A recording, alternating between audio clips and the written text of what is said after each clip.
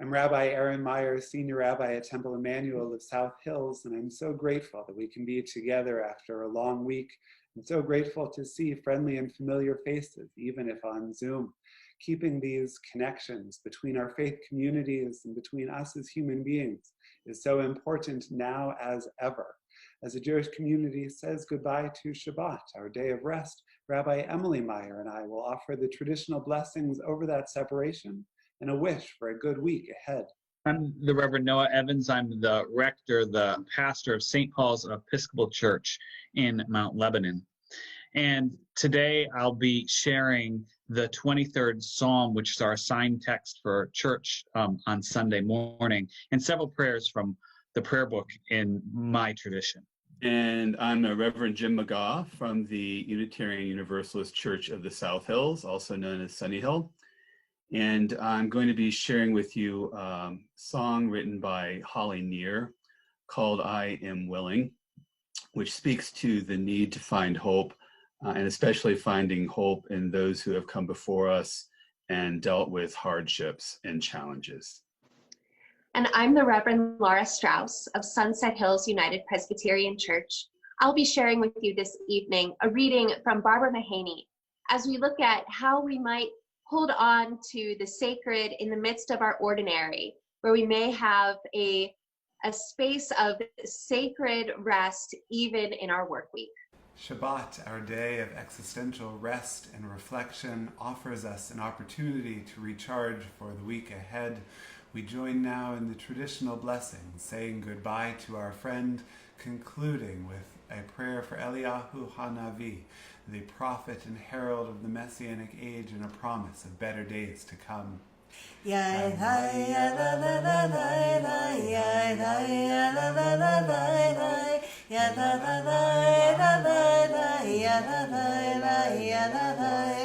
Baruch atah Adonai Eloheinu melech haolam borei peri hagafen borei peri hagafen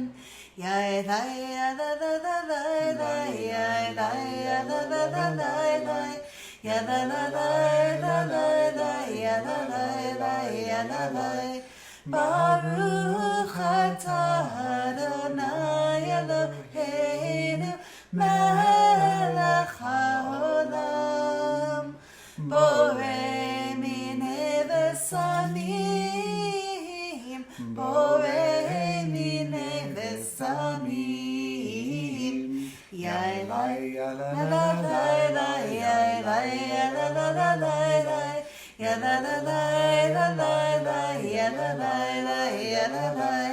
Baruch atah Adonai Eloheinu melech haolam borei meorei ha'esh borei meorei ha'esh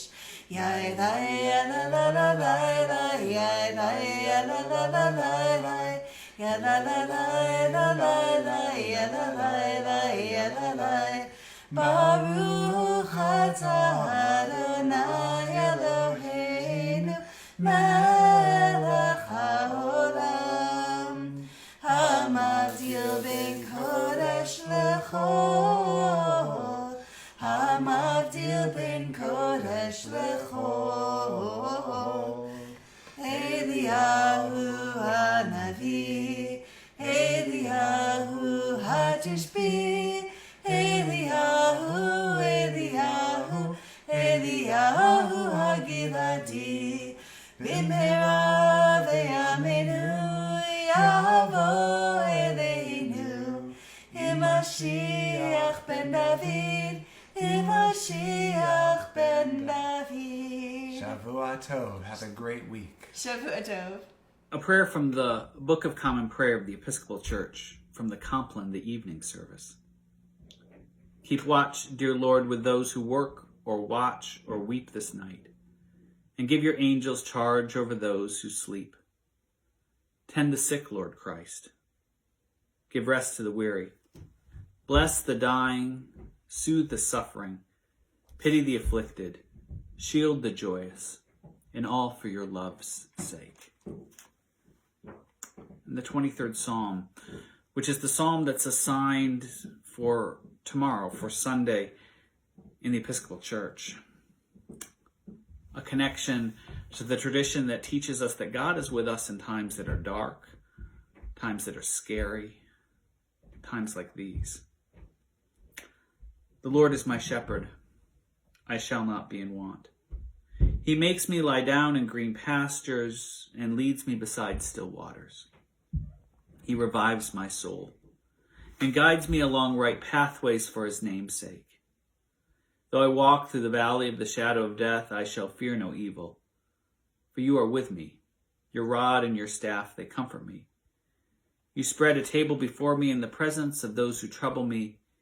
You have anointed my head with oil, and my cup is running over. Surely your goodness and mercy shall follow me all the days of my life, and I'll dwell in the house of the Lord forever. And a prayer for the evening. O Lord, support us all the day long until the shadows lengthen and the evening comes, and the busy world is hushed and the fervor of life is over, and our work is done. Then in thy mercy grant us a safe lodging and a holy rest and peace at the last. Amen.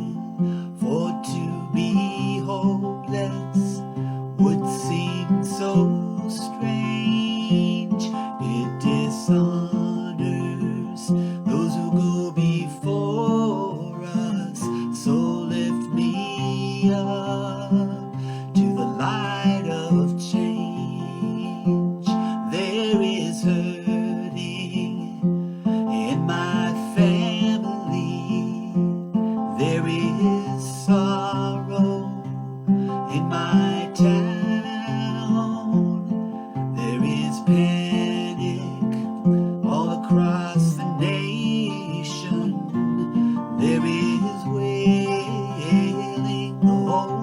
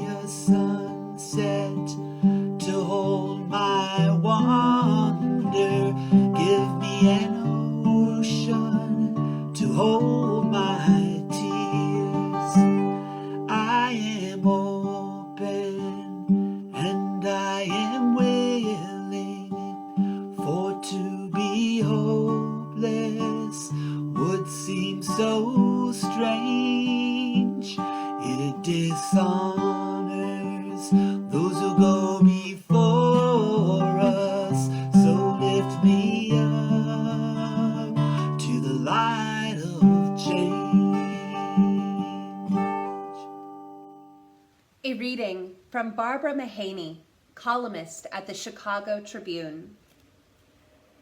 Emergency blanket, on holy pauses and joy-taking. It dwells, as too many things do, in the back of my old blue station wagon, the car so old it predates the cup holder as a standard feature. It once was a wedding present from a friend I dearly love. For years and years it covered our bed, then the bed of the boys who came 2 and 10 years after the wedding. But eventually, it started getting so holy I feared it might wend its way around some little one's neck some night, so off the bed it came. In the back of the car it landed, which it turns out is a most essential thing. The blanket now has a much more important job than keeping arms and legs and little pink toes covered in the night. The blanket now is in charge of instant, spontaneous, and unanticipated taking time out.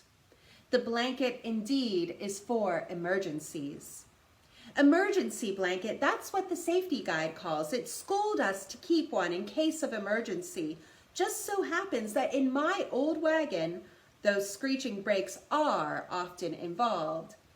An emergency is not so much tumbling into the ditch or running out of gas in the middle of nowhere. More like sating the urge to suddenly and without notice fling yourself to the ground, glance skyward for cloud watch or picnic. A sad thing about me, or one of them at least, is that I am not a natural-born disciple of taking a time out. That's a subject in which I've always needed extra schooling. I remember long ago being home from college on spring break and being holed in my room for 10 hours straight, memorizing every last function in the human body for a whopper of a physiology exam.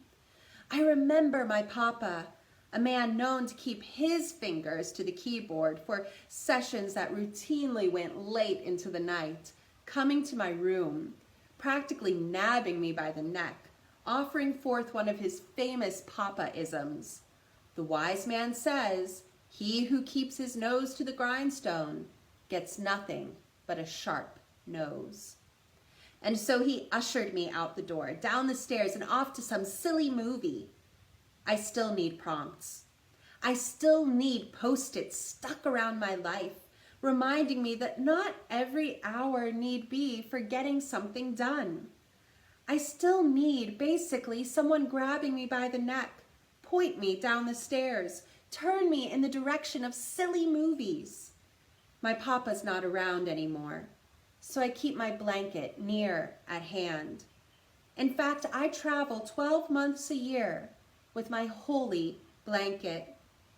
Proof of its indispensability tumbled undeniably forth one glorious spring day in the thick of spring break, when the old wagon, my 2 boys, and I turned in at the lighthouse parking lot instead of driving by. During spring break, the little town where we live all but empties as flocks flee south for radiant beaches and undiluted sun. But we, odd ducks, stick close to home and our chilly beaches along Lake Michigan, less than a 5-minute drive from where our blanket resides. I lurched the car into park, slung backpack over shoulders, and while wondering eyes absorbed the shock, I hauled that blanket from the back. "Come on, boys," I shouted over my shoulder, headed down the hill. "We're going to the beach." My whole point in dwelling on the ratty old blanket, of course, is that it's stitched with a particular wisdom, the most essential grace of stopping time sometimes, hitting the proverbial pause, even if, especially if, you're not a million miles from home and you've not packed a suitcase. To gather on a beach, to bury legs in sand, to watch the waters ebb and flow. It can be a holy moment. The sacred sound of laughing with your children or anyone you love. There is unending grace, it seems, in allowing an ordinary moment to turn itself inside out. So here's the prompt. Be ready in an instant. Don't leave home without your holy blanket. Amen. Good night. Night.